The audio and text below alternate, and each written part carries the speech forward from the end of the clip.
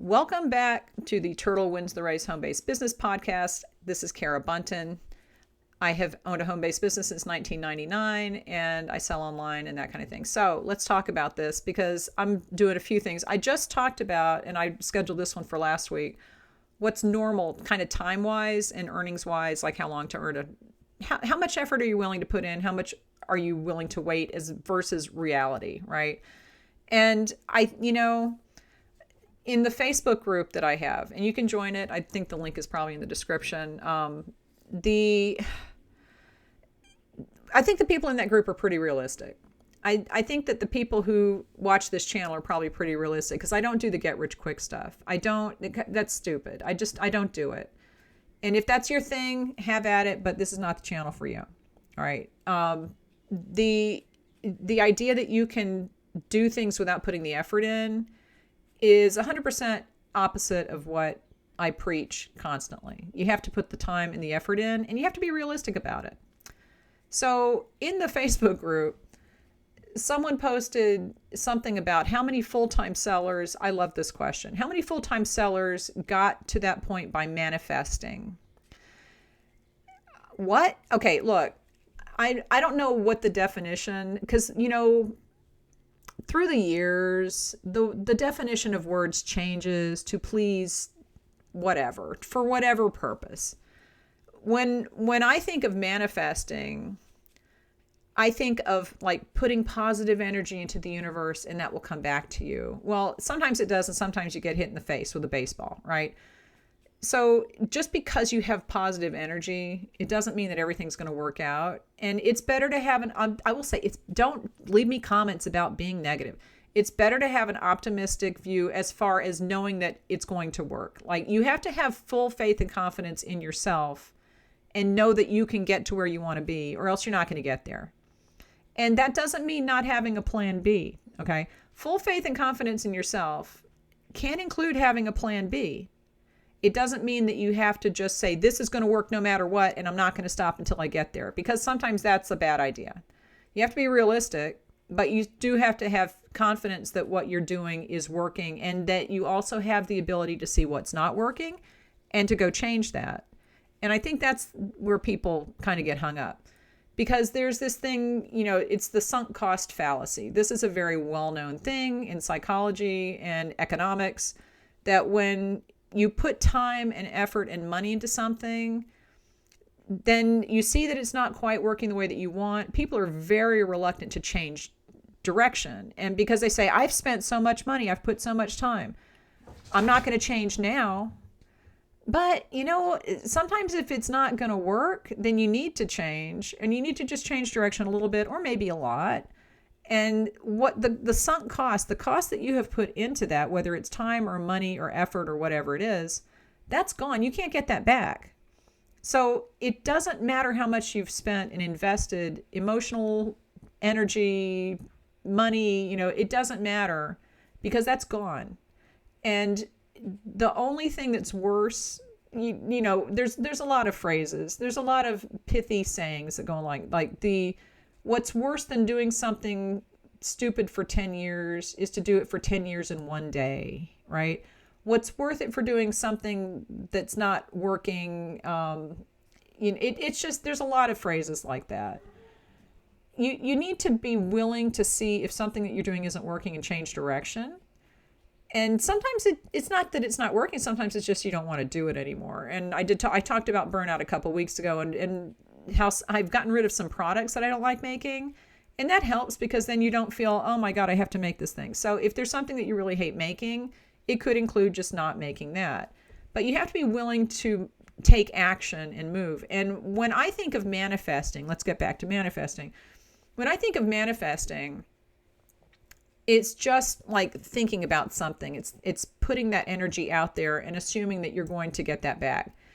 There was an episode of It's Always Sunny in Philadelphia. Now, I don't know if you have seen that show. I don't know if that show is your flavor. Okay, I think it's hilarious. It did kind of jump the shark at some point. However, the early seasons were very, very funny. And there was an episode where they all found out about vision boards. Okay, so they found out about vision boards, and they were all making vision boards with all the stuff that they wanted. And they were very upset when they found out that you had to actually work to get that stuff once you put your vision board up. Okay. So there's a difference in thought about manifesting from nothing and just thinking about it and it will come to you, and manifesting and putting a goal, like setting goals. That's basically manifesting, I think, right? You set goals, you have it in your head, this is what I want to accomplish, and then you work to do it. That will work. If you if that's your opinion of manifesting, just in that you're willing to put the energy in and you're willing to give it the thought that this is what I want to form in my head as my manifested goal. And I want to manifest this in my life. I want to create this for myself. That can work. Okay. It might not. I mean, I might want to be an astronaut. I'm never going to be an astronaut unless I want to pay my way onto something, which I can't afford. So I think it's pretty clear that I will never be an astronaut. Not that I want to. So don't send me suggestions on how to do that.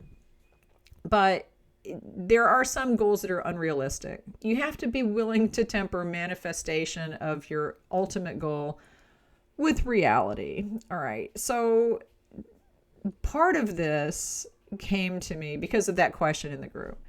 And there's clearly nothing wrong with setting goals. I'm a big proponent of goal setter, but I'm also a big proponent of action to get there. And most of the responses in that post were very interesting because people were saying basically that you can set a goal, and then if you sit around and wait for it to happen, it's not going to happen. You have to take the action and you have to be willing to put the work in. And like I was talking about last week, you have to be willing to put the time and understand what time it's going to take. Because if you're super impatient, it might not work because it takes longer than you think, and then you get discouraged because you wanted it to happen yesterday and you don't want to do any more work, and then you give up, and then you say, that didn't work for me. Well, it's because maybe you didn't put enough time in it, and maybe it didn't work for you. Maybe you don't, that's not a good goal for you. But you have to be realistic about it. And I think most people who were responding in that thread said, yes, you have to be realistic about it. You have to manifest this in your head, like this is what I want my life to look at. This is kind of the question. What do you want? Where do you see yourself in 5 years? Okay. You see yourself somewhere in 5 years, but then you have to take the steps to get there. It's not just I see myself here and now I'm going to sit back and wait, because that you're still going to be sitting there in 5 years. You're not going to get that. But you do have to be willing to take action, and you do have to trust yourself that you have the capacity to get there.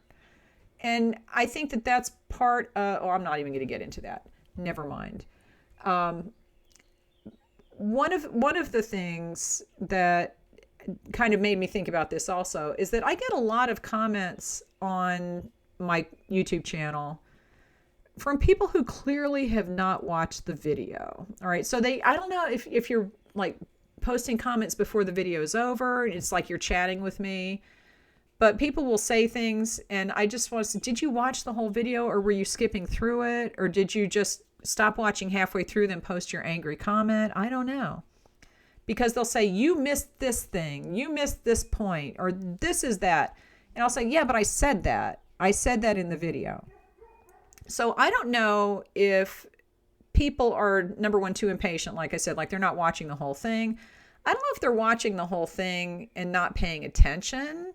Because I tend to do that. I'll be watching something and doing something else. I just have videos running in the background. I kind of listen, and I'll miss something, and I'll say, oh, I missed that, and I'll go back and listen to it. But I think a lot of times people won't go back and listen. All right. So this ties into the manifesting, because I think that you have to set goals for yourself, manifest your future, however you want to say it. But then you need to pay attention. You need to pay attention to the cues of what is working and what isn't. And you can't expect other people to do the work for you. And you can't expect to half listen to something, regardless of what it is, whether it's advice or YouTube or the stats in your business, and just look at part of it and then expect to be able to figure it out. You need to pay attention if you have I've manifested this goal for myself in 5 years, whatever that is. You then have to actually pay attention to what's going on. What's going on around you? What steps are you taking, and is that working? Because I think a lot of times people will say, this is what I want to do, and I'm just going to follow this plan because this person says that's a good plan and it worked for them. Doesn't mean it's going to work for you, but it worked for them. Well, okay, let me take a step back on that, because sometimes people say something worked, but it really didn't, because they're trying to get attention or they're trying to get views on their YouTube channel. If one person says this plan works for everybody, then they're full of it. So just be aware of that.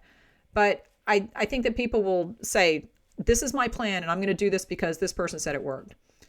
And then they put the blinders on and they don't pay attention to the fact that they're not getting sales, or that the stats in their shop are showing that they're being found for really weird keywords. So maybe their SEO isn't good.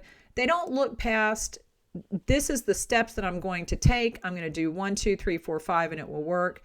And you stay on that path unwaveringly without looking around you and being critical. So yes, you need to set goals. You also need to be critical about the steps that you're taking to get to that goal, if you're taking any at all. But you have to be critical about what you do and what result you're getting. Because if you continue to do the same thing, and that there's another trite phrase, that's the definition of insanity, right? Is doing the same thing over and over. But that's what a lot of people do, is that they say, Etsy ads don't work for me, so I'm going to increase my budget. What the heck? If you've seen that the ad cost is too much and it's eating all your profits, why are you putting more money into that? Do something else, right? But that it doesn't seem to be like a logical progression for a lot of people, because they think that you have to do that. And I talk to an investment firm occasionally as kind of like a online seller representative. So they like to hear from the actual sellers. And I was talking to them once, and they were saying this other woman said that her expenses on her shop, and she sold multiple places, her expenses are 60%. And I'm like, okay, well, that's really high. So they showed me her breakdown, and she had ads in there. And I think that they said that at one point she was not making any money, and she was running all these ads. And I said, ads are optional. And if you take that ad money out, she might be earning money, but she might not be. I mean, you don't know, because you have to take that out and then you have to try that. And their comment was, but you have to run ads. They're mandatory. I was like, no, you don't have to run ads. So you have to look at things and not assume that every single thing is mandatory, and not be afraid to kind of deviate from this 1, 2, 3, 4, 5 step thing, and pay attention to the results that you're getting. Because I see a lot of people, not just Etsy sellers, but I see a lot of people doing things over and over that are not working. And if it's not working and you have given it the time, and this goes back to what I was talking about last week about understanding the reality of how long things take. But if you're doing something over and over and it is not working within the correct timeline, right? Within that timeline that is actual reality, not just in your head, this should be working by now, then maybe you should try something else. But if you're just manifesting and you're thinking that everything is going to come to you, that's not going to work either. So you need to try different things. You need to know what your goal is, but you need to be willing to change and tweak things on the way to that goal. Because if you're not paying attention, then you're not going to get there as fast or as effectively, if at all. So what I would suggest is that if you manifest your goal, go right ahead, write it down, make your vision board, make a vision board of what you want your life to look like, what you want to buy, whatever. I think in this episode of It's Always Sunny, Dennis was looking at a very nice yellow Lamborghini that he was very much looking forward to driving. He expected the Lamborghini to just show up outside his house, and it kind of did in a weird way, but it was not his. Anyway, pay attention to what you want, but you also have to pay attention to what you're doing to get to what you want, and whether it's working, and whether you've put enough time into it, have you put enough effort into it. Be realistic. Listen to the advice, but then go back and listen again, because you might have missed something. And if you're listening to this doing something else, you probably missed something. You have to verify things for yourself. Okay, so look at the actual numbers, look at the actual results. Be willing to be flexible, be willing to change direction a little bit if you have to, But also don't be afraid that just because you've put time and effort into something, it doesn't mean you have to keep doing that. You have to, the sunk cost fallacy is real. It's in relationships. I think we've brought this up before, and people in comments are like, that's like in a relationship. Yeah. If you've put a lot of time into a relationship, I see people all the time on TV, TLC, right? I've been in this relationship for 7 years. I'm like, but you two hate each other. It's like, but we've been together for so long. I was like, but you hate each other. It's not worth it to keep going if that's the basis of the reason that you're still doing something, is I've put so much time and money into this. That money and time is gone. It's better to change direction and be realistic and move forward. But keep your goal, keep your manifesting in mind. I mean, you have to, and I don't think of it as manifesting, because to me, really, that's basically just wishing. And it's the work that goes into it that is going to get you where you want to go. So I think of it as goal setting. So set a goal, decide where you want to be. That's your goal, and then work toward it. But on the way, you need to pay attention, and you need to be willing to actually look at reality and not keep, because that goal might not be what it looks like at the very end. You might change it on the way. You can't be so rigid, and you have to pay attention. So I guess don't be rigid and pay attention. Pay attention to what's actually happening. Don't pay attention to what you think might be happening. And don't worry about the time and money that you've spent on the way, because you might need to change direction. And it's never money not spent well, because you always learn something from it. And now you know what not to do. All right, so give this video a thumbs up. I will talk to you next week.